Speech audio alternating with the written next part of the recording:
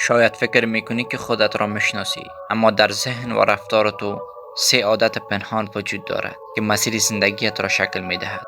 اگر میخوای این عادات را کشف کنی و از آنها برای موفقیت و خودشناسی استفاده کنی، حتما ویدیو را تا آخر ببین.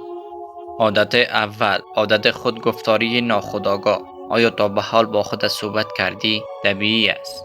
تو دائما با خودت صحبت میکنی، حتی بدون اینکه متوجه شوی. این حرفا روی اعتماد به نفس، تصمیم ها و انرژی روزانه تاثیر میگذارند. عادت دوم، جذب موقعیت ها و افراد مشابه. گاهی برایتان پیش آمده که با یک فرد یا مکان روبرو شوید و احساس کنید آن را از قبل میشناختید، در حالی که در گذشته حتی یک بار هم با آن روبرو نشده بودید. این یعنی با نگرش ها و رفتارهای پنهانت اما هنگ هستند. یعنی حتی وقت فکر میکنی کنترل نداری، زندگیت در حال شکلگیری است. عادت سوم، بازتاب احساسات در رفتارها. هر احساس درونی، چی مثبت و چی منفی، به رفتارها و انتخابهایت منتقل می شوند. با شناخت احساساتت، زندگی و رفتار خود را آگاهانه بساز. وقتی این عادات پنهان را بشناسی، می توانی آنها را به ابزارهای قدرت و رشد تبدیل کنی. مسیر زندگیت را پیدا کنی و آن را ارتقا بدهی.